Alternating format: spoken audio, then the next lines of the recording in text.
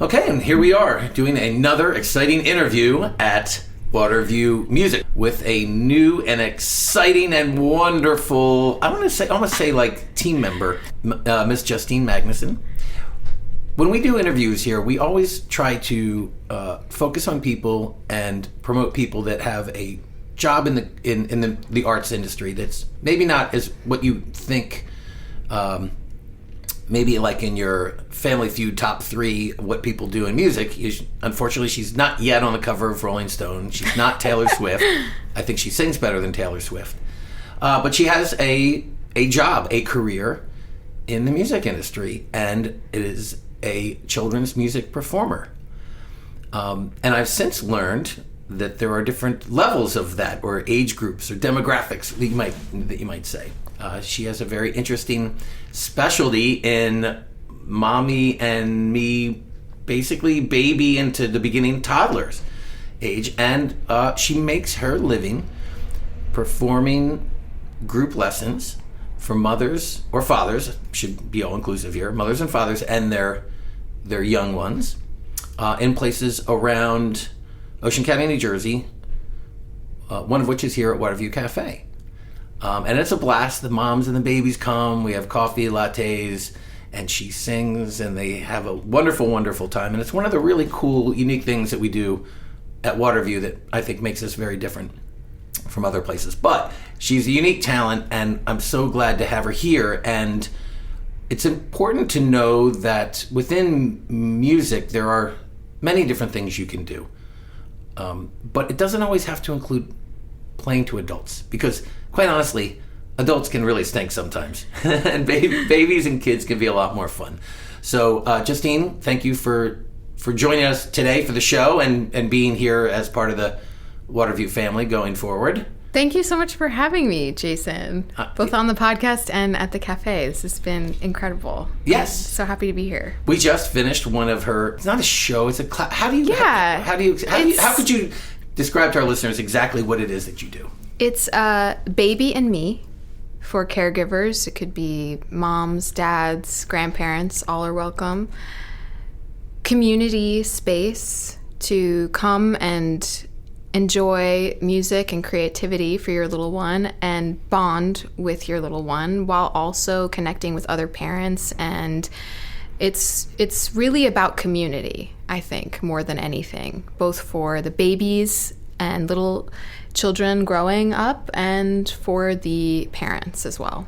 As a parent myself, I can say that I had witnessed firsthand especially when you're a first-time parent, there really is a need for community for several reasons. One, it's especially when you have a child for the first time and they give you this baby and they tell you to leave the hospital. It's like, what, are you kidding me? Like, you're literally sending me home with this thing. I have no idea what I'm doing. Wow. And it can be stressful, and there's sleep issues and all this stuff, and then you bring this wonderful child to a certain age where they start interacting with the world, and it's so fun. But by then, you're usually like, I need to be back out in the world, and it's also when you start to expose your child to the world as well. So I can see how that would be as much a need for the parent as it is for the child. Yes, we are not meant to raise our children alone. It takes a village, and I think sometimes in our Western culture we're very focused on the individual and making it on your own, which is great, but we really are meant to do it in group. And some people have family close by, and that's wonderful. Growing up, I had my family close by. My grandmother practically raised me alongside my mom, and I was very lucky for that. But not everybody has that nowadays. Some people move away. People live all over the country, and people's families are spread out. So if you don't have family nearby, or even if you do, it's a way for you and your family to branch out and meet other people. And I love the coffee thing because it's for the parents too. Like, they get a treat too. It's like, oh, let's go out, let's get coffee and meet other people. And then our babies can play together as well. And it's really special, especially, moms postpartum. I don't have children yet, but my sister-in-law just had a baby, and just to see what moms especially go through, your body, your hormones, your entire emotional life is just totally transformed after having a child. And what better way to heal than through music, which we can go into how music is just a very healing beautiful thing to calm both mother and child. And then community, to just talk to another mom. Hey, are you going through this? Is your child doing this? And just have that conversation as well. So music is super unique in the arts in that it is definitely one of those things that really can bring people together and interact in ways that other art forms can't, except maybe food. I'd say like food and music are kind of similar. But like you go to a movie theater, right, and like you don't talk to them. In fact, people get pissed if you interact with them in a movie theater, right? So yeah, music's great. Now, and that brings to mind like this question. So do you notice when you're performing or doing songs and interacting with the group, even though you're doing songs that are geared towards babies and toddlers, do you sense that there is are you getting an emotional response from the parents? That would be my goal. So I try to include music that the babies might know, the moms might know, classic children's songs and nursery rhymes, but do my own little spin on them, make them a little bit more folk, a little bit more just my style of doing it. But then I also write music and bring in original music, and I try to bring in songs that everybody can love. You know, Beatles songs or Bob Marley. We do Don't Worry About a Thing, right? Because the goal is to make it just peaceful and calming for everybody. And I get a lot of great feedback. The moms are like, oh, that was so relaxing, or that was just so nice. And that would be the goal, because I think a lot of children's music can sometimes get a little, for lack of a better word, annoying. It's kind of like, okay, if we're gearing it towards a child, it has to sound a certain way and it has to be different. But I think music should be for everyone, and it should be something that both the children enjoy and the parents can enjoy. So that's what I try to do, is make it for everybody, make it enjoyable, and it's a really relaxing environment. It's not overstimulating. I agree with that. I personally dislike it when I feel like children's music is playing down to a child, and it also seems to be the kind of music that adults are less likely to want to play, because it's like really difficult for them because it's babyfied or kidified, and I think some of like the really good children's music performers are somehow able to bypass that. I mean, Raffi is like sort of the godfather of that. I love Raffi. I mean, yeah, he's just so good. So you'll mix it up with some classic children's music, original stuff, and then some adult covers. Yeah. All right. So could you give us Let's go through this. So we have 3 categories, right? Oh. So I see there's a ukulele close by. So yes. Could you give us? Let's start on the bottom tier. And by the way, I might add, I always, at my house when my children were growing up, I would always try to sneak like Miles Davis and Beethoven and Shostakovich into the music playing devices that are in the house. Subsequently, Taylor Swift somehow managed to win out, which is why I always complain about her. But I was like, no, like the kids can listen to jazz, they can listen to classical. They don't have to. It doesn't all have to be Itsy Bitsy Spider. I love Itsy Bitsy Spider. It's actually of ukulele. It's one of the first songs I teach everybody on the ukulele is Itsy Bitsy Spider.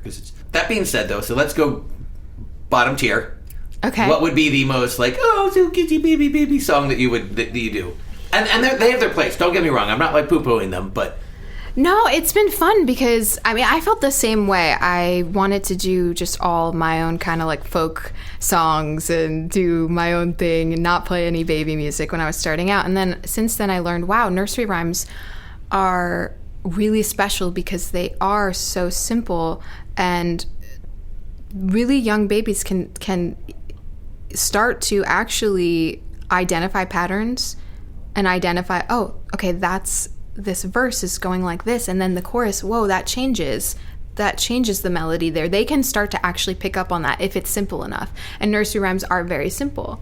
They also teach them, sequence of events and storytelling, and so they have their place, and they're really wonderful. And then so I started to kind of play them, but then add a little bit to them and make them my own thing.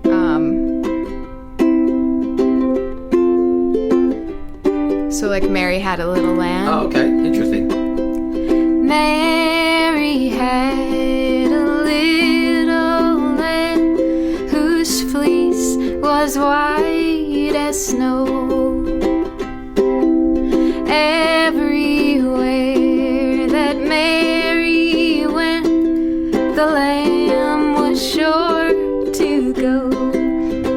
But I kind of added my own take on it. So, because I read the original poem of Mary Had a Little Lamb. This was written in like the 1800s by a school teacher. Oh, do tell. And this little girl had a lamb that followed her to school one day, and the kids lost their minds. So this was a poem before it was ever a piece of music. Yes. See, there we learn things here. I learned things too. Yes. I was looking it up. I was looking up the lyrics and looking up the original poem. And in the original poem, the teacher used it as an opportunity to teach about kindness. So the children asked, "Why does the lamb follow Mary to school?" And the teacher told them that it's because she's kind. So if you are kind, and I don't remember the exact wording of the poem, but it was along the lines of, if you're kind, then soft, gentle creatures will follow you. Well, there you go. So I wrote a little extra part to it. Oh, okay. All right. What makes the lamb love Mary so? All of the children want to know. Mary loves the lamb, you see. She said kindness brought the lamb to me. She said kindness brought the lamb to me. Aww, that's great. Yeah. There you go. See? There's always need to expand on the classics. Yeah, that was really fun to learn about the different nursery rhymes and where they come from. There's so much history there, and how to make them your own, and add a little teaching of morals, which is actually, I didn't know that was the original purpose of that poem. Okay. Was to teach about kindness. And so I have a little lamb that I'll bring sometimes to class and teach gentle, soft touch, because little babies, they're excited. They're crawling over to their friends. They're grabbing things, and they have to learn gentle touch. So that's a way to teach kindness in a very tactile way. Kindness is gentle touch. Oh, okay. Yeah. So that's the classic. That's Justine does the classics. Mm-hmm. Now, what would be an example of a more adult or mature song? Yeah. That would fit into the class that when you do it. So I love to do Bob Marley's "What a Calming Song to Sing in the Morning" for everybody. Don't worry about a thing, 'cause every little thing is gonna be alright.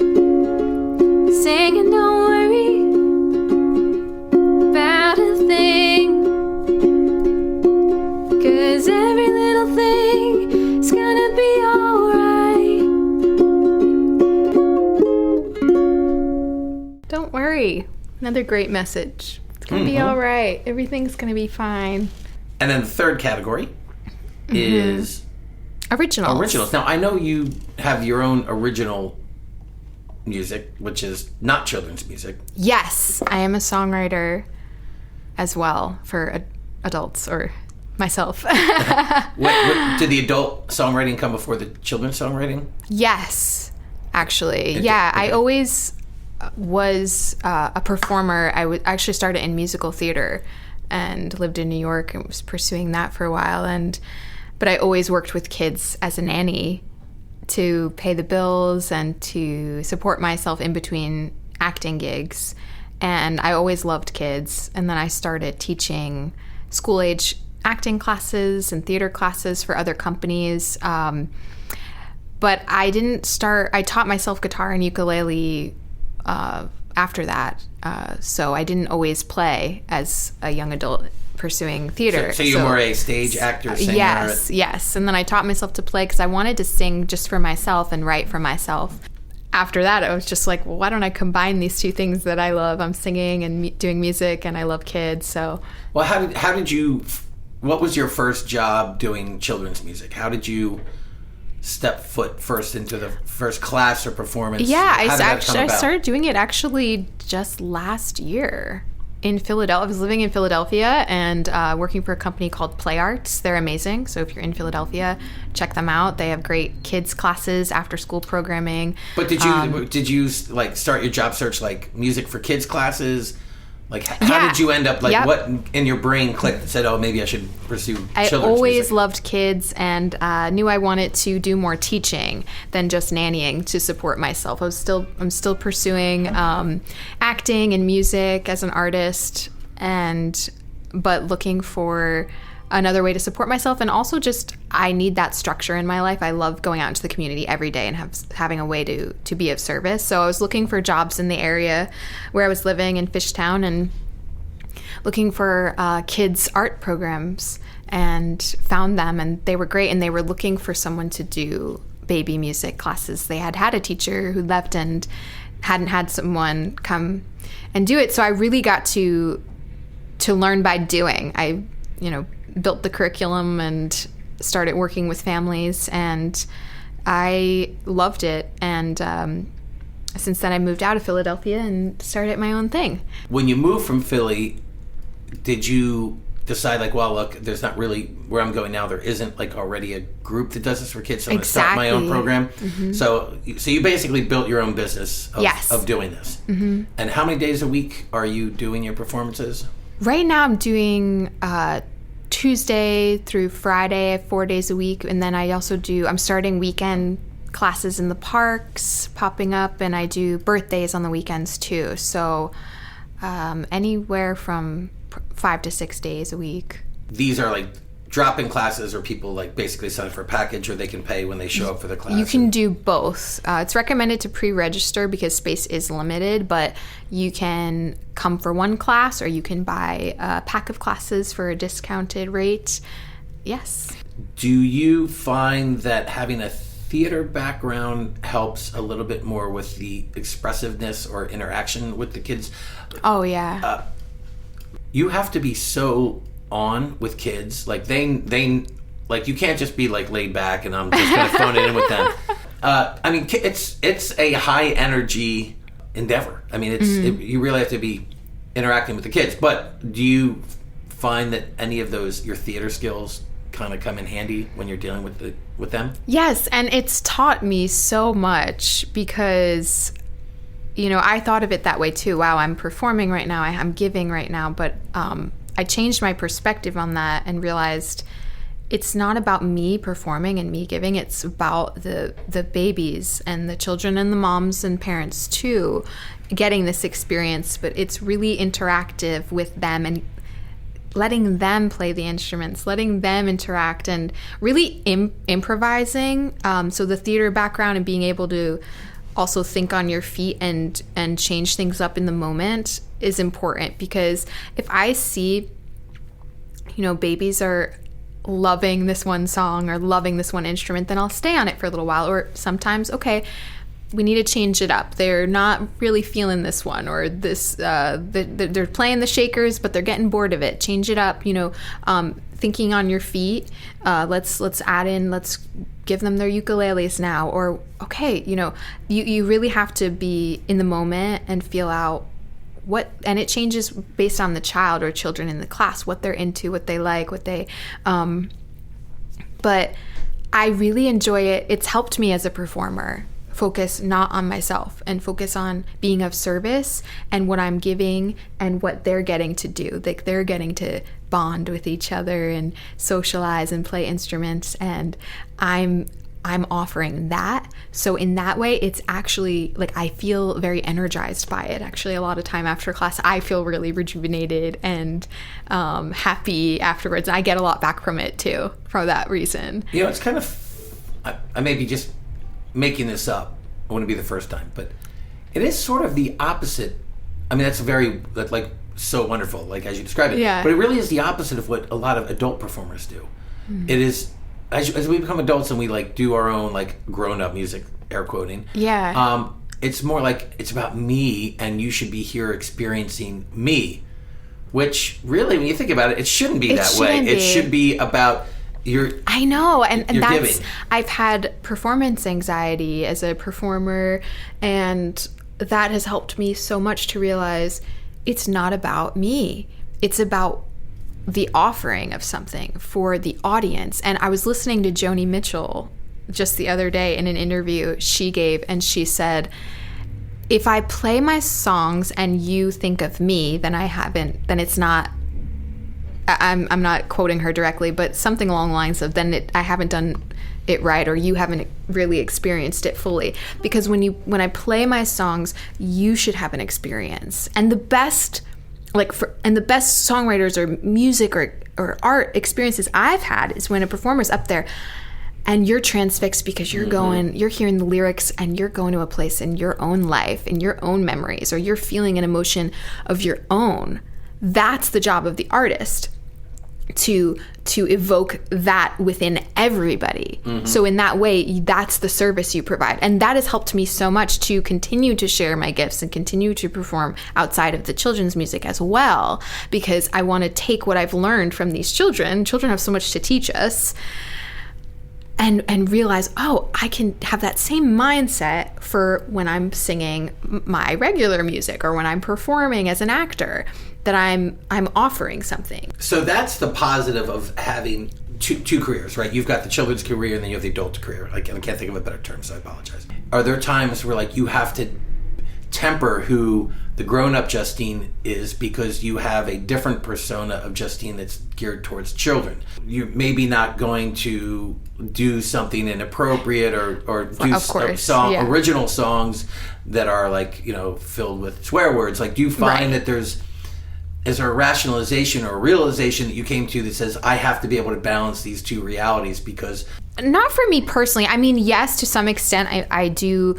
I write a lot about or I have written a lot about experiences of grief and loss in my life. And, I'm not going to be singing these really sad songs necessarily, but that brings up a really good point, because I'm not someone who tends to keep things separate in that way in my life. I think the goal for me and what I'm learning is how to bring more of myself to everything I do, because I think that's what sets me apart is being who I am. And naturally we change a bit when we're with babies. They just bring out these higher pitches in us and we're like, hi. But it's organic and it's natural. It's not forced, which is why I'm starting to film videos for YouTube. But I really think it's important that the kids get the in-person experience. And even if we're filming it for YouTube, it has to be authentic and not fake. I've seen other teachers and people kind of put on a kid voice, and you don't need to do that.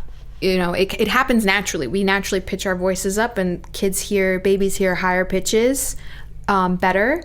When I was first doing it, I did tend to think, okay, this is children's music time, and then I have my separate thing, which is me doing my music. And what's helped me more is trying to figure out, how can I bring just my heart, who I am, being of service, giving music as a gift to the moms and the babies. That's what music is. Music is healing. Music is connecting.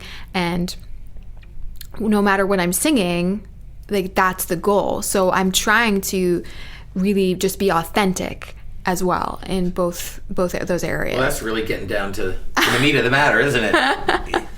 I'm a little bit older in life, so often I come across concepts and ideas that I was like, man, if I had known about that when I was younger, it would have gotten me farther in my journey, creative journey. So the idea of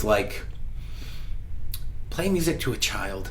See if you can evoke an emotion from a child. And I'm making this up again, I do that all the time. But they don't understand what you're singing. So you can get rid of all your inner turmoil over the quality of your lyrics. Can you evoke that emotion from a child? And children don't lie. They don't know lies. They are pure little things. So it's really interesting. And if you're able to do that, and then it's getting you to a point where when you do your original music, now you're expressing yourself even with greater clarity, I think that's fantastic. Thank you. Yeah. So, and that leads into a wonderful way maybe to close our time. So I have a challenge for you then. Okay. I'd like to hear a song on the way out the door. Okay. And doesn't have to be an adult song of yours. It doesn't have to be a children's song of yours. It just has to be a song of yours that you think crosses that barrier that you just discussed about it just being the truth of Justine and could be appealing to any age. Oh, wow. Not to put you on the spot or anything, but... Yeah, I know, because I was going to sing a song that I wrote for the babies. But I can also sing just a regular song of mine that I But would you play the song to babies without a mom like giving you a funky look like that's not a baby song? Yeah, I mean, my song Solstice is about like the sun coming back to us and holding out for the light to return. And we were even talking about like loss or sadness, and I loved Mr. Rogers, and he always he taught about these hard topics, you know. And little preschoolers, you know, if they get a little bit older into preschool age, they can start to talk about those things, and we can teach them, you know, it's gonna be okay. But yeah, I could play one of my originals.